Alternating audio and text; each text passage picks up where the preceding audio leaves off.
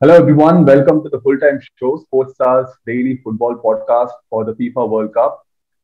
We are at the end of the group stage now. 48 matches are done. 16 teams are in the round of 16. It was an action-packed group stage, and this is Aashin Prasad, and with me to talk you through this is with our editor Ayon Sengupta, who is in Doha right now, and along with us is Aneesh and Neeldri Bhattacharjee. Ayon, we'll straight away start with you. So, how has been the tournament so far for you in the last 13 days or so? I think it has been very, very hectic, and it's a good thing that the uh, the size of Doha allows you to go and at least see two games a day, which is very great for a football fan, but not very, very good for a journalist because you end up just running from one venue to the other. Uh, so yeah, that's probably been the biggest learning experience, that how you file your story a minute Mhm. after a game gets over. It's been what you covered 22 out of the 40 matches, right? I have lost count. If you are saying that, probably yes. Okay, but like, can you give us an idea of like what your schedule is like? Because there were days where we started with one match, then three matches a day, then it was like four matches a day. So when did you which there were four kickoffs? So which kickoffs were you attending? Actually, usually at the start, I had decided that I'll do the 1 o'clock game here, which is about I think 3:30 in India, and then the night game, which is at around 10. But I think towards the last group stage games, obviously you had to do the 6 o'clock game here, and again the 10 o'clock. I mean, that's the time when it got a little hectic. Okay. But by following this schedule, I think I realized that I have missed games. I have not seen Netherlands play till now. I Okay. haven't seen Portugal play till now. So hopefully those can be taken care of during the In the pre-quarters. round of 16. Yeah. And before we get to the like a review of the group stage as such, like can you give us an how the atmosphere is in Qatar? Because not many people associate Qatar as a footballing nation. But when the tournament was awarded there, even in the lead up, there was a lot of doubts whether this will be like a whether will it be like a football festival for what it's meant to be for a World Cup. How have you found it so far? I think the biggest difference from here to Russia is that here in Russia is that when you go to the grounds, the atmosphere is absolutely fine. There are enough people. The stadiums, although I mean, in a few group games it was not filled, which was the case in Russia as well. If you are looking at the smaller teams, you won't really get a packed stadium. But otherwise, whenever the bigger teams have played, the stadiums have looked packed. But you don't really see that atmosphere in the streets of Doha, which you could see in Moscow or St. Petersburg. Suddenly, these 60,000, 70,000 people land up in the stadiums, but you don't know where they're coming from. Mhm. Okay. Uh, do you think it's mostly the locals who have been coming up for the tournament? Like, all of a sudden, like what you said, like they're coming out of nowhere. Uh, Even locals, we haven't. I think we are living in a place called Al Saad, which is supposed to be one of those residential localities of Doha. But here also, most of the apartment buildings have been taken over by the Supreme Committee and are housing volunteers and journalists. So even the locals where they stay, I'm not very sure. Okay. I think, yeah, last night, especially the Brazil game, which I wrote as well, uh, I think the Malayalis were outnumbering the Brazilians at least 4-1. Okay, that's interesting. And I think the proximity helps there for the Indian fans. Has the lack Yeah, of I think the alcohol played a numbers say a that something difference? around 80,000 Indian fans are here, which is Okay, which is which is dwarfing uh, every other nation which is actually participating. true. Has the lack of alcohol made a difference to this World Cup? I think we should ask the English fans because as journalists we haven't had much time to actually drink. Okay. Uh, but I think the flip side of that, unlike Russia, I don't think there has been any uh, arrest made so far in terms of fan violence and all that. Maybe alcohol has played a part in that. And a lot of women fans have also said, especially from South American countries as well as European countries, that they feel much safer inside the stadium. So maybe Okay. there's both sides to it. Nice. And there was a lot of conversation regarding the weather, like, since it's played in a first Winter World Cup. Like, how has the temperatures been there for the afternoon kickoffs and in the evening kickoffs? And have the players made a note of that? I think the afternoon 1 o'clock kickoffs have been around 27, 28 degrees, and the evenings have been actually quite pleasant around 20, 21 degrees. And with the, I think the story Aashin you also did, and Santa also did about the cooling technology and all of that. So I think most stadiums it has been quite pleasant for the players. For the spectators, actually the evening games were quite chilly because those blast of cold air would come and hit you in the back, and it's not the most pleasant experience. I see. Okay.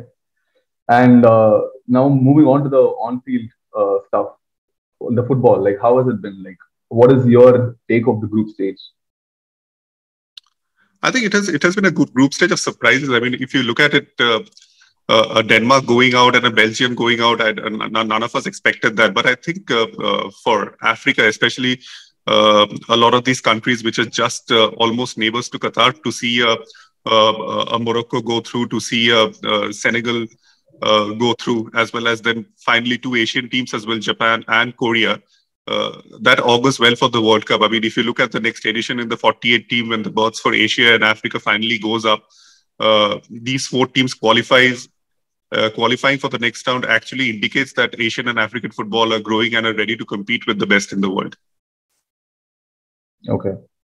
And who has been your pick of the group stage? Like, which teams have impressed you? Because everyone looks at the favorites now. Only 16 teams. Knockouts are underway from today. Yeah, I think France has looked imperious. I mean, they have the games that they have played, the players that they have in every position. I think they whoever faces them would have a tough challenge to deal with this France. Obviously, the Brazil, when they're playing at full strength, is also a joy to watch. And so has Argentina. After the first match, they lost to Saudi. I think they have come back very, very well and have actually didn't really give Poland or Mexico a chance in the next two games. Yeah. And any other teams who have impressed you? The Japanese. I mean, the Japanese also to actually from that tough group to beat both Spain and Germany and move as the group leader. And I think that the team is also young. They have changed quite a bit of players compared to the 2018 teams. So they look very dangerous. I think there's a lesson to be learned for Belgium from both Croatia and Japan, how they have actually done that transition very, very well in the last 4 years, which Belgium has not been able to do. Okay. And so I think the final stage of the the final round of the group stages were like the most interesting ones because of the simultaneous matches. So you were there for the Germany Costa Rica game. So how was the experience like? Because the Spain Japan things were taking its own turn. So how are you following those matches?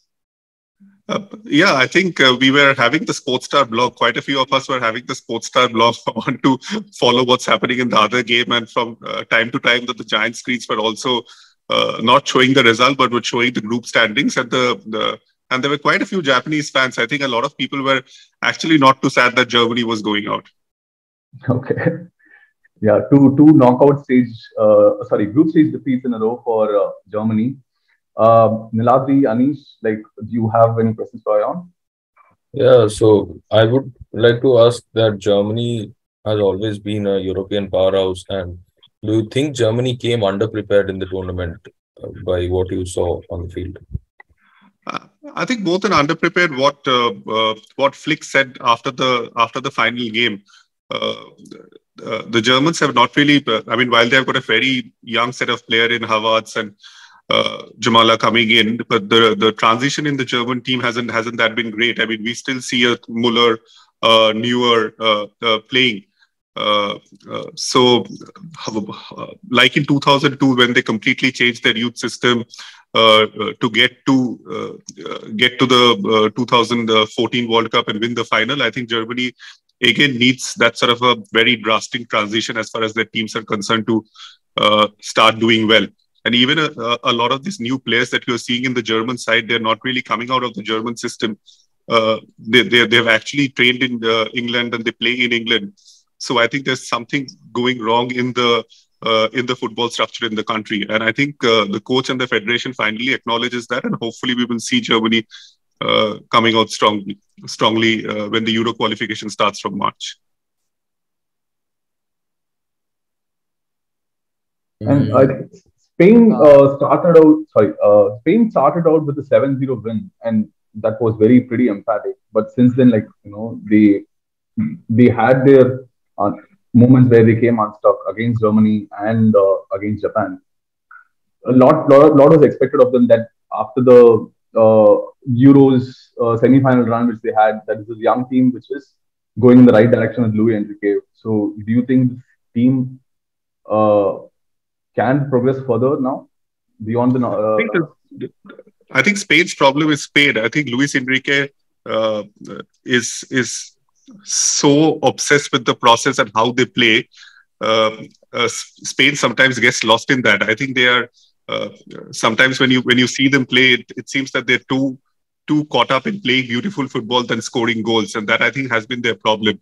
Uh, but with Morata coming in and him getting those goals, I think he would be the key for Spain in the knockouts, because uh, they would need goals. They would need early goals to take the pressure off. And I think out and out striker rather than a false line, out and out striker like Morata would be the key for them to actually proceed further.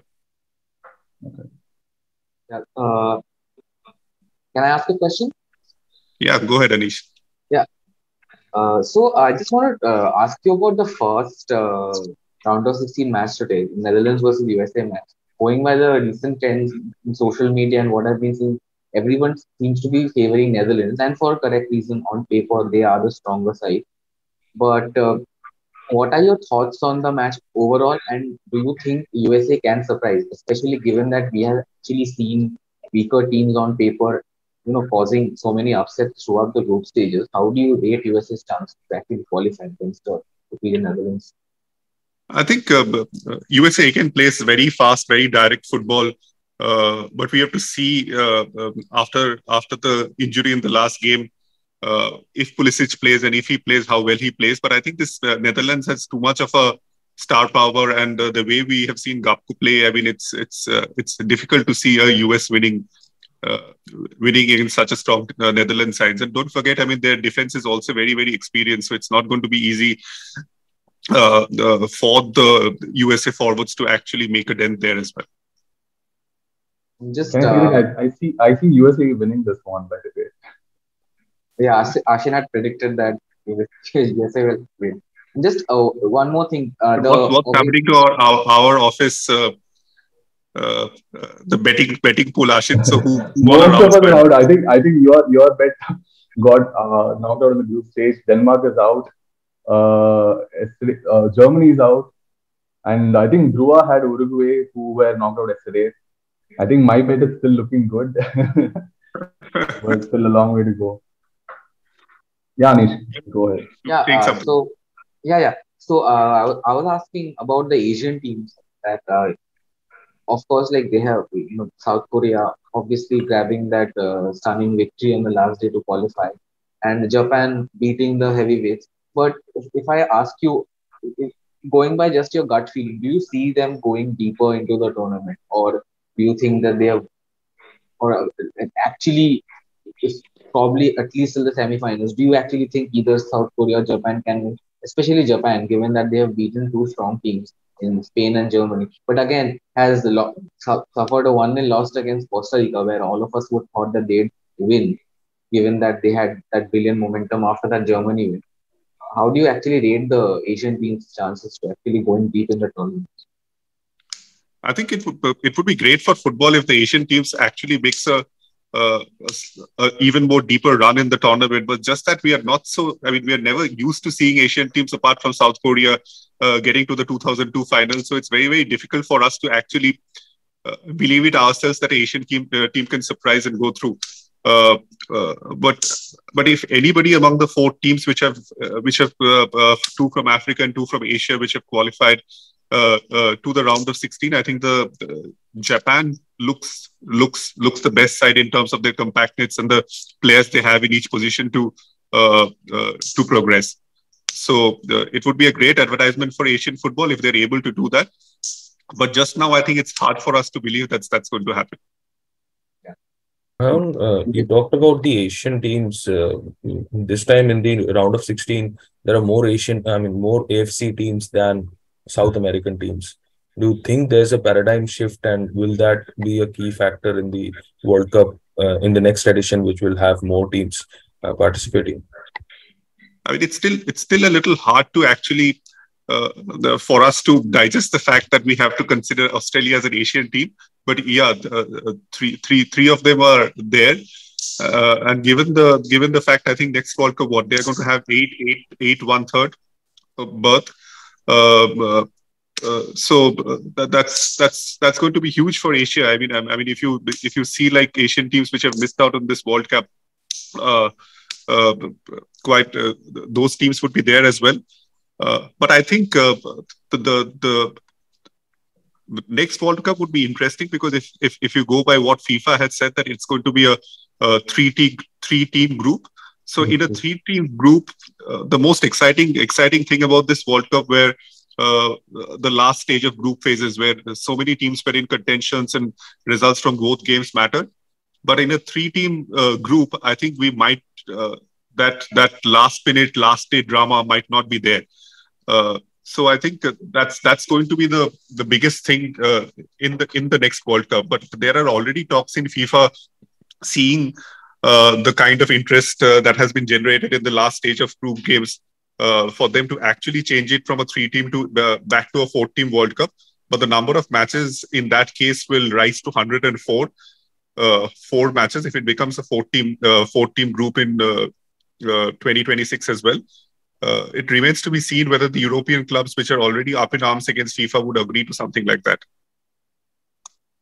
I think they're even considering bringing in penalty shootout for drawn fixtures to, I think, add to that intrigue. Would you be in favor of that? No, I think at least in the group stage, the draw also has its charm. It also leaves a huge impact in how the groups are finally called. So I think at least that we shouldn't tamper with. Okay. And I think we obviously have to ask you about Argentina. Like, how has it been? Like, what you've watched 3 of the matches involving them.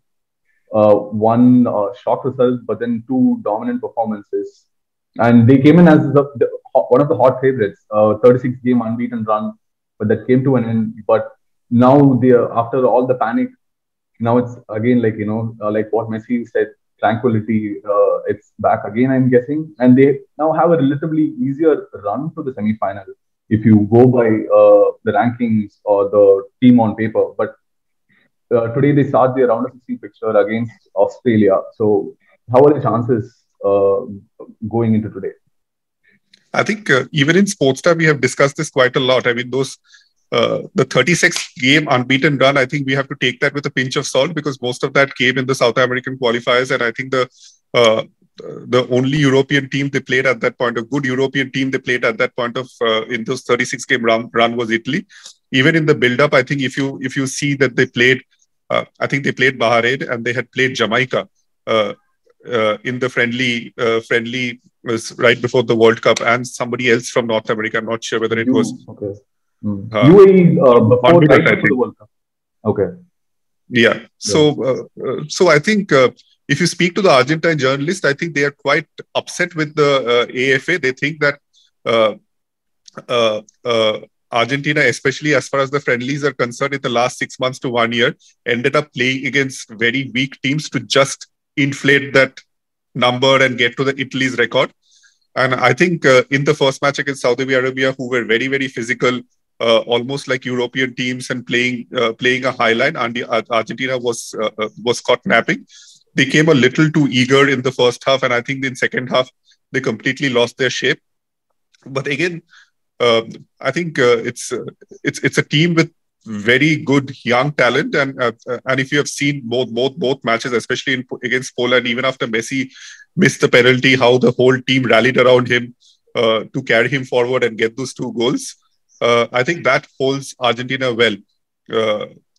the team earlier in earlier editions have there has been divisions and there have been players who have not been happy. Uh, I'm sure even in this team, Diabla might not be happy because he's not getting enough game time. I mean, for example, today if Di Maria is not playing on the left, there's actually uh, Scaloni can start him on the left, but I don't think that's going to be happen. So he might be the only person in this team who's not very happy with the way things are going. But others seems to be wanting the same thing, wanting to play together and wanting to play for Messi. I think that has made a huge difference. I mean, every goal when Enzo scored, uh, uh, you could see that all the players actually seeking out Messi after they are scoring and they want to celebrate with him. So I think it almost reminds you of Yuvraj and the others what they did for Sachin in 2011 World Cup. It seems like an Argentine team is trying to do the same with Sachin, the same with Messi, and I think that's what's holding them strong. But Australia is not going to be a very easy opponent. They'll play fast football. They play direct football. They'll play those balls over the wings. So an Argentine defense also, if you look at it with Otmandi and all that, even if they have played well, they're not the most mobile of the lot. So I think they have to keep an eye for that, and we have to see how they deal with that. Okay. Aneesh, Neeldri, if you don't have questions on the football side of things, I'll wrap up with the questions off the field again. In the 2 weeks, it wasn't without controversy. FIFA, I think they were scoring a lot of own goals off the pitch. Fans wanting to come in with rainbow flags, they weren't allowed. Was it right of FIFA to ban them from doing so? And even some fans wanting to show solidarity to what was happening in their countries back home, they were being restrained. They were being taken away from the stadium. Have you seen any of them? I think the early one when a US, I spoke to him brief, like the US journalist who was wearing a rainbow football T-shirt and he was stopped. I spoke to him briefly in the media shuttle from the stadium back, and he was stopped by the local security. And then I think he tweeted about it, and then he tried speaking to someone somewhere higher up in the authority, and finally after half an hour, 40 minutes, he was let in. So there's no clarity on that. I mean, if you speak to FIFA or if you're speaking to the local organizing committee, they seem to say that there's no ban on that. People can wear what they want and come inside the ground, and they keep blaming it on the high-handedness of the security. It's very difficult to judge where the buck stops. But I think even when we are talking about security, we do have to realize that. A lot of these World Cup securities, because Qatar is a small country, are not local police forces. There are a lot of security officials who have landed from Pakistan. They have landed from Sudan, Algeria. I think most of the venue security is actually handled by Pakistani officials. So whether what sort of directions have gone from top down to these securities who have also, just like us, landed at the World Cup 1 week or 5 days before the tournament, what sort of directions have been given to them and what sort of training have been given to them to actually deal with this huge barrage of people landing up at the stadiums is need to be that has to be seen. Okay, and you've seen like firsthand how the facilities and how the accommodation is in the city. Now Qatar are saying they want to host the 2036 Olympics. Do you think they'll be capable of pulling that off too? I think, Aashin, you have been here as well. The infrastructure in terms of the stadiums and also the around Lusail, the cycling track they have built. I mean, they have and I think in 2011 they have already hosted the Asian Games. So they have the infrastructure is concerned. As far as the infrastructure is concerned, I think they do have it, but they're going to get a tough competition. I mean, if you see at the BJP's poll manifesto in Gujarat, they have also promised the 2036 Olympics. For Ahmedabad, so I think that's going to be interesting to see which nation gets it finally. That'll be interesting, of course. Yeah, so that's about it. That was a 30-minute long wrap on what was a exciting group stage. As far as I remember, the best group stage memory in recent times. But the knockout start today, starting with Netherlands versus USA and Argentina versus Australia. Aren't you be there for both the matches? No, from group stage, you're just allowed to do one match. So I'm not there for the Netherlands game. I again missing out. Okay. So they have played 4 games. They would have played 4 games, and I wouldn't have seen them play at all. I'm there for the Argentina game, and then I think tomorrow I'm there for France and Poland. Okay. So, what's your pick for Argentina versus Australia? Who's going to win? I think it's going to be 2-1. Australia will score early, and then Argentina will somehow find something from somewhere to get 2 goals and win and move to the All next right. round. Okay. And before I let you go, Lavanya has a question of what are you bringing us from Qatar? I have been looking for that live soft toy or whatever the mascot is. Okay. But I haven't seen it anywhere. I think people are mostly wearing it as one of their headscarves. So if you Okay. guys want the headscarf of the Olympic mascot, I can get you that. Okay. Before she has one more question. If you could choose, would you swap any team from the existing 16 who you would replace with others? I think Uruguay was a disgrace last night. I mean, the way they behaved after the game got Mhm. over, the way they surrounded and tried to harass the referee. But I think it's a team of strange characters. I think they bring a lot of passion, a lot of color to the game.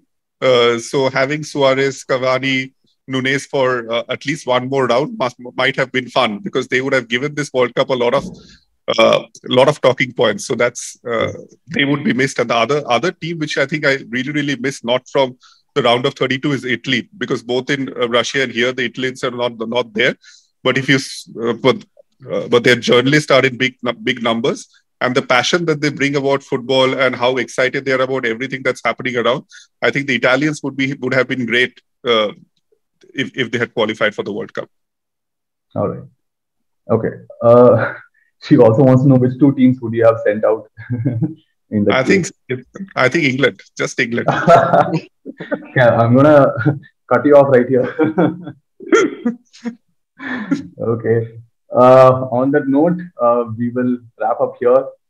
Keep following our work on sportstar.thehindu.com. Ayon will be sending us features and match reports and videos and photos from the venue. Follow our handle Sportstar Web on multiple social media platforms. This is us signing off. Thank you.